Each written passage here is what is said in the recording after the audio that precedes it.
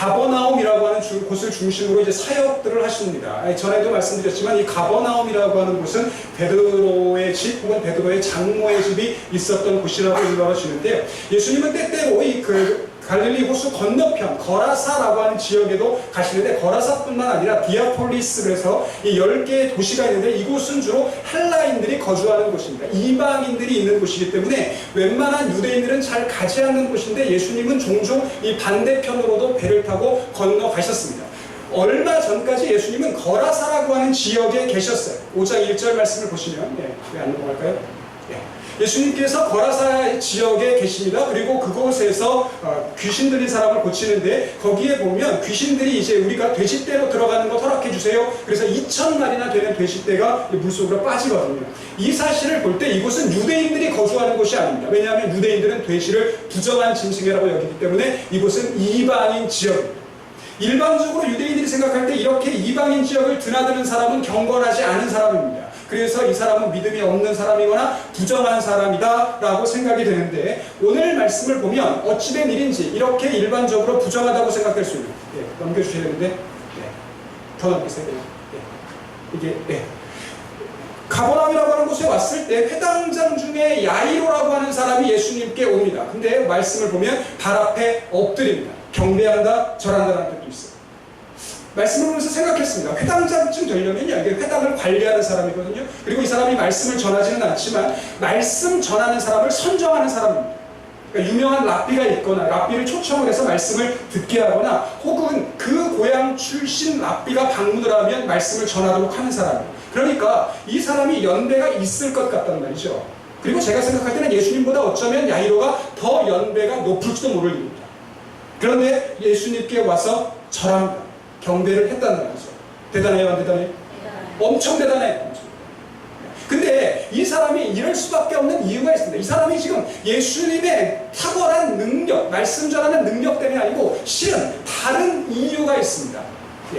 자, 23절 말씀 같이 읽어보겠습니다. 시작. 간곡히 구하여 이르되 내 어린 딸이 죽게 되었사오니 오셔서 그 위에 손을 얹으사 그로 구원을 받아 살게 하소서라고 되어 있습니다. 자, 오늘 야이로의 문제가 뭐예요? 자기 어린 딸이 아파서 죽게 되었어요. 자, 오늘 본문에서 여러분들이 기억하셔야 되는 게 뭐냐면 이 어린 딸이라고 하는 표현입니다. 튀가트리온이라고 하는데요. 그 헬라어에서 이 뒤에 IOL이 붙으면 이게 새끼, 작은 것. 그래서 퀴네라고 하면 개거든요. 근데 퀴나리온, 그럼 강아지가 되는 거예요. 지금 이 야이로라고 하는 사람은 자기 딸을 부를 때 이렇게 부릅니다. 어린 딸, 작은 딸, 나이가 어린 딸이라고 하는 의미도 있는데, 저는 우리가 보통 우리 애기 뭐 이런 표현들이라고 생각하시면 돼요. 근데 나이와 상관없이 그냥 애기. 근데 얼마나 이 아이가 사랑스러운가 이유가 있었어요. 자, 똑같은 본문이 누가복음 8장에도 소개되어 있거든요. 근데 또 다른 힌트를 줍니다. 자, 이 아이의 나이는 12살인데 이 아이가 어떤 딸이에요? 외동딸이에요. 외동딸. 하나밖에 없는 딸. 저는 잘 이게 감정이 이게 안 되는데, 우리 집에는 딸이 둘이나 있고, 그래서. 근데 어쨌든 오늘 제가 본문 제목을 딸바보라고 했는데, 여러분 딸바보가 무슨 뜻인지 아시죠?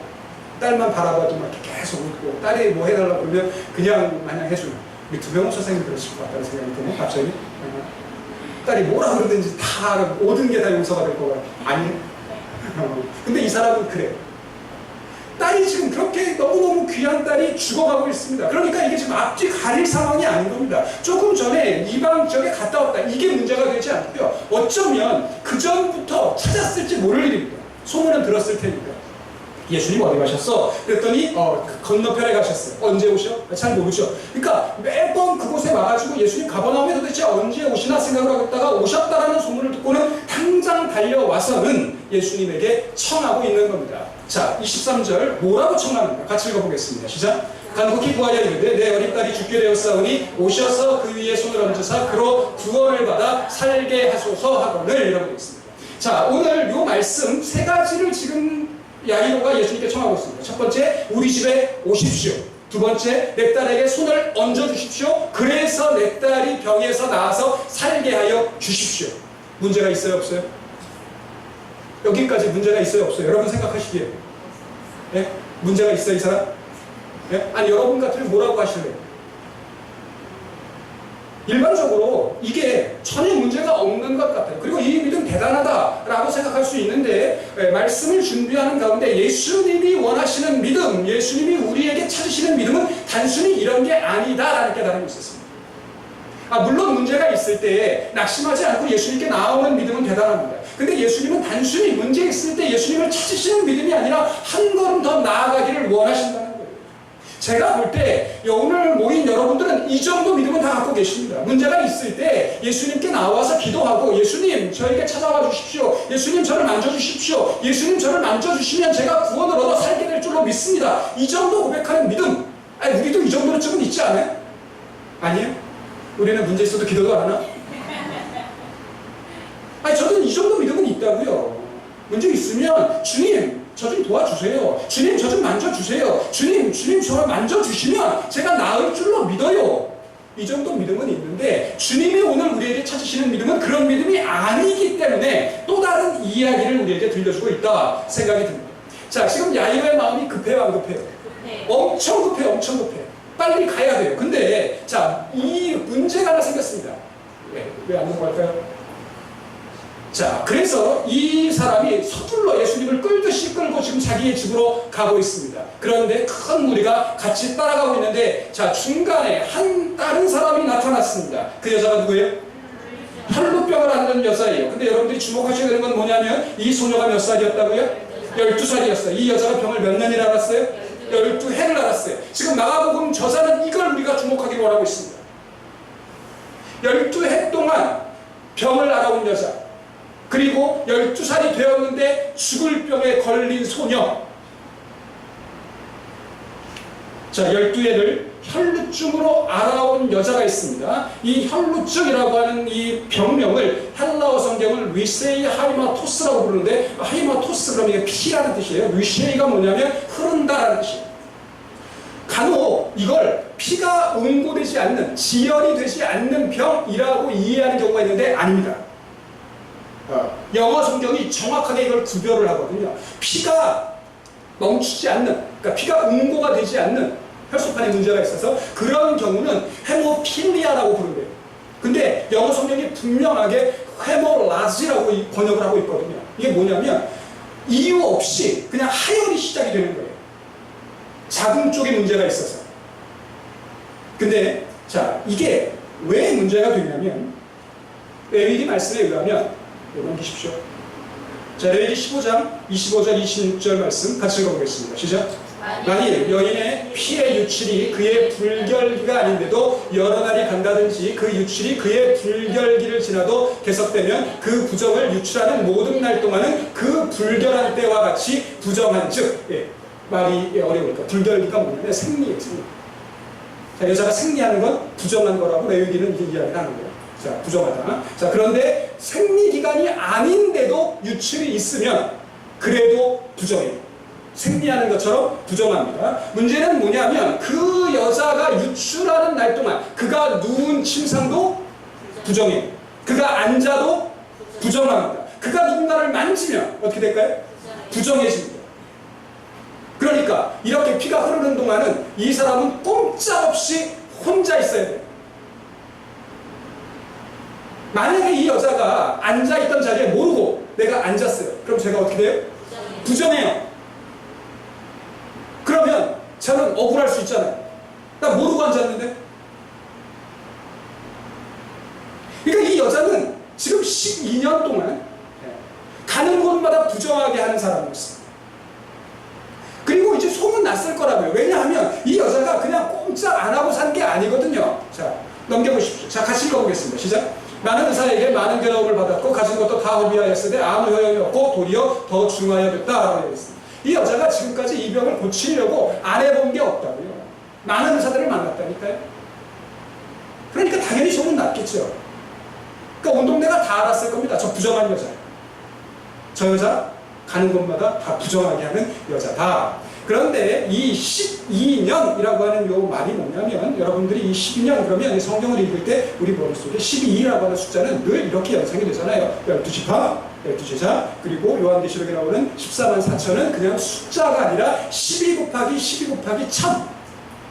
이스라엘 사람들이 생각하는 완전수, 꽉 찬 충만의 수가 있는데요. 4가 충만의 수고 3이 충만의 수입니다. 그래서 3 곱하기 4가 12가 충만한 수가 되고요. 그리고 10의 3승, 10 곱하기 10 곱하기 10 그러면 그 완전수가 됩니다. 14만 4천은 단순한 물리적인 숫자가 아니라요. 이 세계 모든 민족, 모든 족속, 모든 방언 한 족속도 빠짐없이 다 하나님의 백성이 된다는 뜻이지 천국의 숫자가 14만 4천이다 라고 하는 거 아니에요. 그러니까 그렇게 얘기하는 사람이 있으면 늘 말씀드리지만 신고하세요.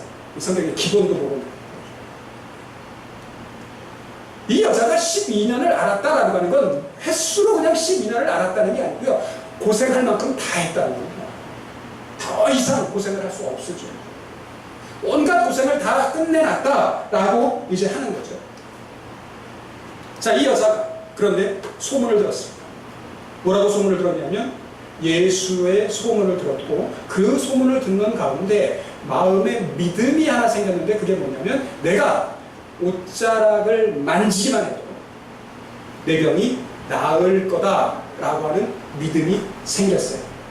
근데 이 믿음은 이 여자에게 처음 있었던 게 아니고요. 그 당시 이스라엘 사람들이 일반적으로 가지고 있던 생각이었습니다. 유명한 랍비, 능력 있는 랍비의 옷술, 그러니까 그들은 이 옷 끝에다가 이렇게 그 매듭을 만들어 놓거든요. 613가닥의 매듭을 가지고 그걸 세면서 기도를 합니다. 근데 그 옷술을 만지면 그 랍비의 영감이 자기에게도 온다라고 하는 믿음이 있었습니다. 이 여자가 그걸 생각하면서 예수의 옷자락을 만지면 그분의 능력이 나에게 와서 내 병을 고칠 거다라고 생각했습니다. 오늘 이 여인의 믿음을 예수님께서 칭찬하시는데 제가 여러분에게 드리려고 하는 말씀 가운데 하나가 그겁니다. 자, 지금까지 이 여자는 자기가 만지는 건 모두 다 부정해진다라고 듣고 자란 사람이에요. 너가 뭘 만지면, 너가 누구랑 접촉하면 그러면 너가 그 사람을 부정케 한다 라고 생각했기 때문에 늘 삼가고 조심해야 되는데 예수의 소문을 듣는 가운데 지금까지 들었던 이야기가 아니라 도리어 내가 예수님을 만지면 내가 예수님을 부정케 하는 게 아니라 예수님의 능력이 내 부정함보다 크기 때문에 그분의 정결함이 나를 고칠 거다라고 하는 믿음이 있었다는 거예요. 그래서 손을 대기로 합니다. 지금까지 이 여자에게 손을 대는 건 금기였어요. 절대 다른 사람 손 대면 안 되고 만지면 안 되고 이렇게 사는 거야. 좀 심하게 말씀드리면 죽은 것 껍질 사는 거, 남들 모르게 없는 것처럼 사는 거, 이게 미덕이라고 생각하는 여자였다. 근데 이 여자가 안 그러기로 했습니다. 예수께 나아가서 만지기로 했습니다. 그리고 지금까지는 내가 만지는 것들이 부정해진다라고 생각했지만 아니고 이번에는 내가 만지는 그 거룩한 분이 나를 깨끗하게 할 거다라고 하는 마음을 가지고 만지기로 했는데 오늘 본문은 그걸 손을 댄다라고 표현합니다. 이게 굉장히 중요했기 때문에 오늘 본문에 5번이나 나옵니다. 손을 댄다라고 하는 표현. 근데 저는 이게 단순히 만지는 것, 터치하는 것 이상의 의미를 가지고 있다고 생각합니다. 손을 댄다라고 하는 이 말씀이 헬라어 성경에 아토마이라고 되어 있는데요. 이게 관계를 맺다, 소속된다라는 뜻입니다. 단순히 만지는 게 아니고 내가 예수님과 관계를 맺으면 예수님의 그 능력이 나를 정결하게 하고 깨끗하게 할 거다라고 하는 믿음을 가지고 예수님과 관계를 맺기로 이 여자가 생각을 했습니다. 넘겨보세요. 자, 그리고는 정말 그 여인이 예수님의 옷자락에 손을 대었을 때 혈루 근원이 곧 말랐다는 걸 자기가 깨달았어요. 아, 내 병이 나았다라고 하는 걸 깨달았습니다. 말씀을 준비하면서 생각했습니다. 자, 지금까지 이 여자는 가는 곳마다 부정하게 만드는 부정한 여자였습니다. 그래서 다른 사람들이 슬슬슬 피하는 여자였다. 자, 이제 내 병이 나았습니다. 그러면 제 생각에는 이제 왔던 대로 아무도 모르게 왔던 것처럼 아무도 모르게 가면 된다라고 생각했는데 이 생각을 예수님께서 바꾸세요. 그리고는 불러 세우십니다. 물으십니다. 돌이켜서 가던 길을 멈추고 누가 내 옷에 손을 댔느냐라고 물으시니까 제자들이 이야기합니다. 예수님 무슨 말씀이십니까? 지금 이렇게 많은 사람들이 지금 예수님 따라가고 있는데 이렇게 많은 사람들이 예수님을 밀치고 있는데 누가 만지다 이렇게 많이 만지는 거 모르십니까? 라고 이야기합니다. 자, 예수와 함께 가고 있는 무리들도 예수님의 옷자락 만졌어요? 안 만졌어요? 네? 만졌어요. 근데 이들이 병이 나았나요? 못 나았나요? 안 났어요. 그러니까 예수의 옷자락을 만졌다, 손을 댔다, 이게 중요한 게 아니고 어떤 믿음을 가지고 만지느냐라고 하는 겁니다. 그리고 이들은 그런 기대도 없습니다. 그냥 가는 거죠. 예수님께서 이 여자를 보려고 둘러보십니다. 그리고는 이야기합니다. 어떻게 된 일이냐? 그랬더니 이 여자가 자기에게 이루어진 일을 알고 두려워 떱니다. 저는 이게 자신이 한 이 예수님 허락도 안 받고 만졌다라는 것보다는 자신이 그렇게 부정하게 만드는 여자였다는 것이 사람에게 들통이 납니다. 이 여자는 자신의 병이 나은 줄 알지만 아직 다른 사람들은 알지 못합니다. 그러면 지금까지 생각했던 대로 저 가는 곳마다 부정하게 만드는 여자, 그리고 또 한마디씩 할 겁니다. 그리고 또 눈총을 주겠죠. 죽은 듯이 살아보니까 왜 또 나와서 이렇게 우리를 불결하게 만드는, 혹시 너랑 나랑 잘 모르는 사이에 우리가 접촉이라도 했으면 내가 또 부정해졌을 텐데 이 뭐하는 짓이냐 라고 책망을 했을지도 모를 일입니다. 자, 이 여자가 두려워 떨며 그 앞에 모든 사실을 여쭙니다. 내가 정결을 하지 않은 여자였고 나는 유출하는 여자였고 그렇게 12년 이상을 그렇게 고생하며 살았는데 오늘 제가 예수님을 만졌을 때 제 혈루 근원이 나았습니다 라고 이야기를 했겠죠. 그 이야기를 예수님께서 들으시고 말씀하십니다. 딸아, 내 믿음이 너를 구원하였다. 오늘 예수님, 야이로가 자신의 딸 때문에 체면 구기는 것 아랑곳하지 않고 왔던 것처럼, 그 딸에 대한 사랑으로 예수님께 나와왔던 것처럼 오늘 예수님이 이 모든 사람에게 부정하게 일컬어지는 여인에 대하여 똑같이 이야기합니다. 딸아, 내 딸아, 내 믿음이 너를 구원하였다 라고 이야기하죠. 네, 넘기세요. 너가 병에서 나았으니 이제 평안히 가라. 화평을 가지고 가라 라고 하는 건 하나님과 동행하라 라고 하는 뜻인데, 자, 이 여인이 화평하기 위해서, 평안하게 가기 위해서 해야 되는 일이 뭐냐면 병에서 놓였다는 걸 인정하는 겁니다. 근데 병이라고 하는 게 물론 자신이 앓고 있던 병이라는 의미도 있지만 마스틱스 그러면 매질, 채찍이라는 뜻도 있거든요. 제가 생각할 때 이 여자를 힘들게 하는 건 단순히 자신의 몸에서 피가 난다라는 것보다 자신의 몸에서 유출이 있기 때문에 자신을 죄인 취급하는 사람들의 그 따가운 눈초리가 더 견디기 힘들었을 거예요. 나는 오히려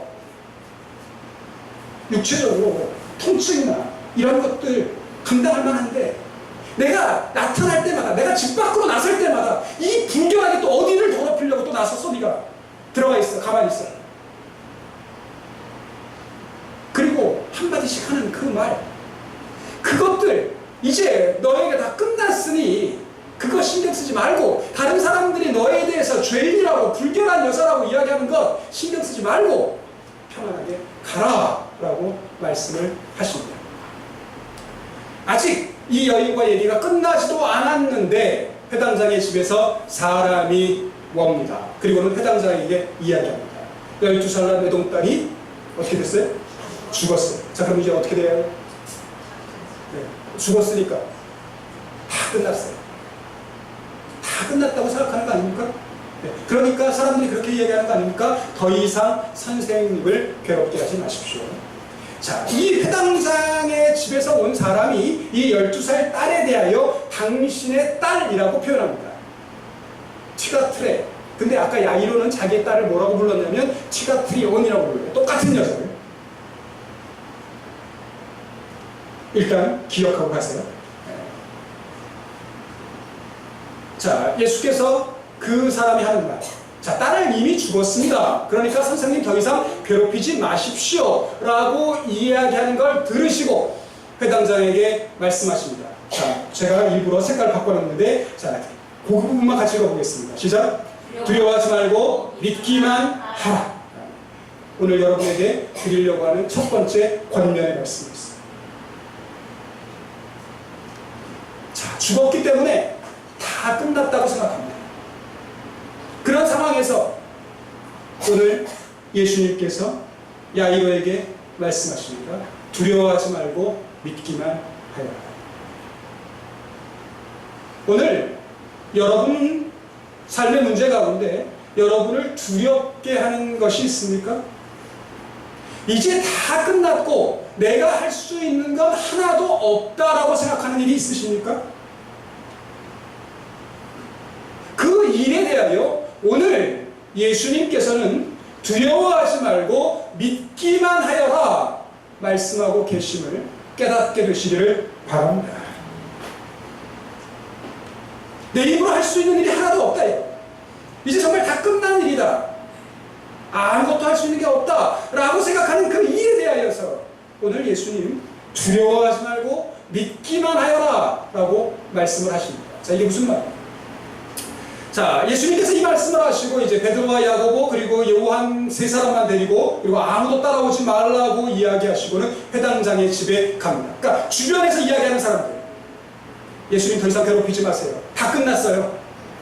당신 할 수 있는 것이 아무것도 없어요 라고 이야기하는 사람들은 다 제껴놓으시고 베드로, 야고보, 요한 세 사람만 데리고 이제 회당장의 집으로 갑니다. 회당장의 집에 갔더니 이미 장사가 시작이 되었습니다. 그래서 떠드는 것이라고 하는 게 뭐냐면 헌화한다 라고 하는 표현이 있는데 이 곡하는 사람들, 그러니까 장례를 위해서 전문적으로 곡하는 여인들을 고용하거든요.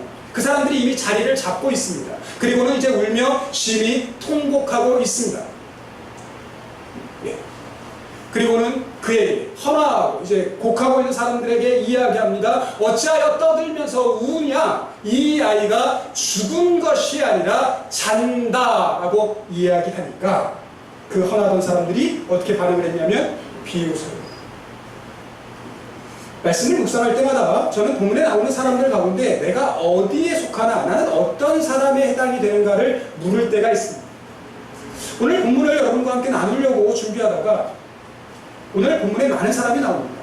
야이로라고 하는 사람도 나오고 12해 동안 혈루병을 앓았던 여인도 나오고 그리고 헌화하는 사람도 나옵니다. 그런데 저는 세 번째, 이 헌화하는 사람들이 저와 같다라고 생각을 했어요. 예수님께서 야이로의 딸이 지금 가만히 있다, 카테우도라고 표현을 합니다. 근데 사람들은 이 지금 자는 아이를 어떻게 생각하고 있어요? 죽었다고 생각합니다. 그리고 예수님이 죽은 것 아니라 자는 거야, 가만히 있는 거다 라고 말씀을 하시니까 비웃습니다. 제가 그럴 때가 있어요. 어떤 경우는 그래요. 신앙생활하다 보면 함께 신앙생활하는 성도들 가운데 나름대로 열심을 가지고 하는 사람도 있지만 자는 것처럼 아무것도 안 하는 사람들이 있게요, 없게요? 네? 여러분 생각이 어떠실 것 같아요? 그런 교인이 있을 것 같아요, 없을 것 같아요? 네. 그러면 제가 그 교인을 어떻게 받아야 돼? 어떻게 여겨야 된다고요? 자고 있는 거예요? 죽는 거예요? 네, 자고 있는 거예요. 자고 있으면 어떻게 해야 돼요? 깨워야 돼요. 근데 저는 어떻게 생각하게 해요? 네, 죽었다고 생각하거든요. 저 사람은 무슨 짓을 해도 안 일어난 거죠. 그렇게 설교를 했는데도, 그렇게 권면을 했는데도 말을 안 들으면 저건 자는 게 아니라 죽은 거다. 근데 그러면 예수님이 저한테 말씀하신단 말이에요. 저 성도가, 저 집사가 지금 죽은 것 아니고 자는 중이야. 그러니까 너가 가서 깨워야 돼 라고 말씀하시면 제가 어떻게 반응한다고요? 비유는 주님, 그 성도가 어떤 성도인지 잘 모르시나 보죠? 그 쇄신줄? 지만 똑똑한 줄 알고 누가 얘기해도 안 듣고 회개했습니다. 제가 말씀 좀 회개했다고. 여러분은 그렇게 여기고 있는 교우가 없습니까? 혹시 여러분 전도 대상자들 가운데 아니 저 영혼은 죽은 영혼이야 라고 생각하는 영혼은 없습니까? 내가 그렇게 많이 전도하려고 애썼고 내가 그렇게 많이 권면을 했는데도 말을 안 듣는 거 보니 저 영혼은 죽은 거네 라고 생각하지 않으십니까? 그래서 예수님이 죽은 것 아니라 잔다 라고 말씀하시는데 비웃고 싶어지는 마음은 없으십니까? 오늘 예수님께서 우리가 죽은 것처럼 여기고 싶은 사람에 대하여 이렇게 말씀하고 있다고 생각합니다. 그 영혼 죽은 것 아니고 자는 중입니다. 죽었으면 저와 여러분이 할 수 있는 게 아무것도 없습니다. 죽은 사람에 대해 저와 여러분이 뭘 하시겠어요? 근데 그 영혼이 자고 있으면 저와 여러분이 뭐 해야 돼요? 깨워야죠.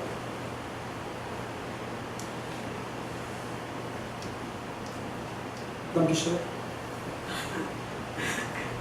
예수님께서 그렇게 말씀하시고 지금 이 아이가 죽은 것 아니라 자는 중이기 때문에 내가 깨우겠다는 겁니다. 자, 깨우는데 어떻게 깨우냐면, 자, 아까 야이로가 했던 말을 기억하십시오. 야이로가 세 가지를 부탁했다고 했어요. 주님, 저희 집에 오십시오. 두 번째, 손은 어떻게 해야 돼요? 얹어달라고 이야기했어요. 그런데 예수님 손을 얹지 않고 어떻게 하셨다고요? 잡으십니다. 손을 얹는 게 아니라 그 아이의 손을 잡으신다고요.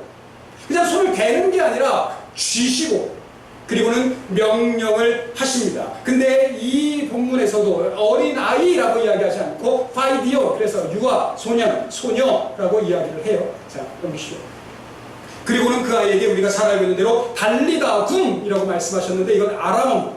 그 당시 이스라엘 사람들이, 예수님 당시에 사람들이 쓰던 아람어인데 달리다 굼인데, 이걸 번역하면 내가 말하노니 소녀야 일어나라.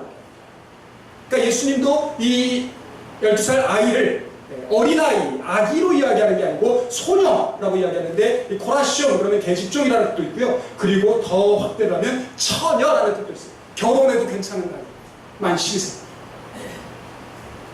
그 아이에게 이제 잠에서 깨어서 일어나라 라고 이야기합니다.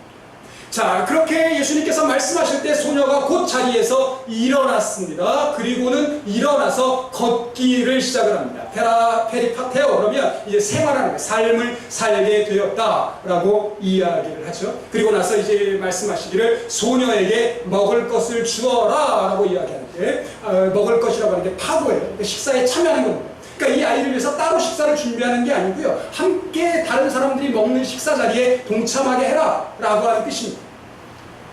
만일 야이로의 말처럼 이 아이가 아기 쥐가 트리온이었다면, 이 아이는 어른들이 먹는 음식을 먹으면 안 되고 젖을 먹어야 돼요.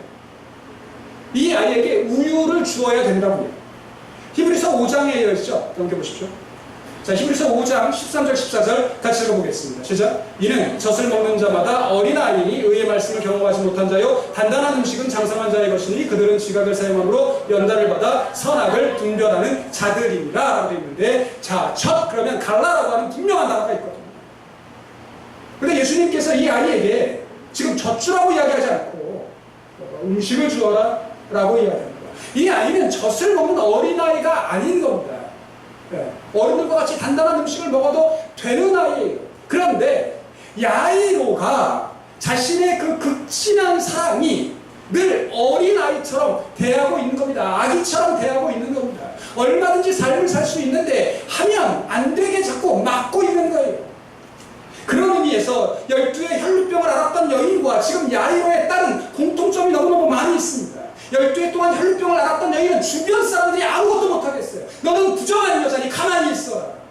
너는 부정한 여자니 나서지 말아라. 너는 부정한 여자니 접촉하지 말아라 라고 이야기했고, 12살에 죽을 병에 걸린 야이로의 딸은 아버지의 사랑이 너는 세상은 위험하니 꼼짝도 하지 말아라. 가만히만 있어라.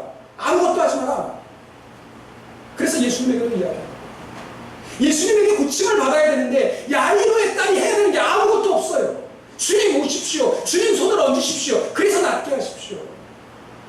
그렇게 생각하고 있는 야이로에게 믿음의 역사는 그렇게 일어나는 게 아니라는 걸 깨닫기 위해서 오늘 12의 혈루병을 앓는 여인의 이야기를 우리에게 소개해주고 있어요. 주변 사람들이 너는 세상을 부정하게 하니 가만히 있어라, 꼼짝하지 말아라 라고 이야기하는데, 내 허물과 내 부족함에 대해서 용기를 내고 나아가는 겁니다. 주님 손 잡으면, 주님 옷자락 만지면 내가 깨끗해질 수 있다는 믿음을 가지고 나아오는 그 사람의 믿음과 하나님의 은혜가 만날 때 믿음의 역사가 일어날 줄로 믿습니다. 오늘 우리를 낙심하게 하는 일들이 있다니까요. 우리 상황들을 통해서 하지 못하게 하는 일들이 있습니다. 너는 나이가 너무 많잖아. 너는 가진 게 없잖아. 독립문교회는 조그마잖아. 그래서 아무것도 하지 않는 주님, 저는 능력이 없으니 오셔서 저를 만져주세요. 주님 만져주시면 나을 줄로 믿습니다. 주님은 우리에게 그 믿음을 뛰어넘으라고 오늘 말씀하고 계시는 줄로 믿습니다. 내 믿음이 너를 구원하였다라고 하는 거예요. 내가 능력 없지만, 내가 연약하지만, 내가 부정하지만 온전하신 주님 만지면, 접촉하면, 앞에서 말씀드린 것처럼 주님과 관계를 맺으면, 그러면 내 병이 낫고 내가 온전하게 되는 줄로 믿으시기 바랍니다. 믿음은 은혜를 기대하며 접촉하는 것. 반대로 불신앙은 은혜를 바라지만 아무것도 하지 않고 그저 기다리기만 합니다. 왜 그러냐면 두려우니까. 내가 뭘 하다가 사람들에게 이런저런 이야기를 듣게 될까, 내 허물이 드러날까봐 꼼짝도 하지 않고 가만히 있으려고 하는 그 잘못된 믿음 뛰어넘어 나와서 옷자락 만지라 오늘 주님이 저와 여러분에게 조심하고 있습니다. 예수님께로 나아가는 그 일을 감사로 시작하실 수 있기를 바랍니다. 내게 행하신 그 일에 대해서 감사하시고 하나님의 은혜를 기억하시고 내게 주셨던 그 은혜, 내가 다시 한번 주님의 옷자락 만지면 주님께 나아가서 주님 눈앞에 띄기만 해도 내 병이, 내 문제가 해결될 줄로 믿고 주님 오시기만 기다리는 사람 아니라 주님 앞으로 나아가는 용기 있는 믿음을 가진 저와 여러분들이 다 되시기를 주님의 이름으로 기원합니다.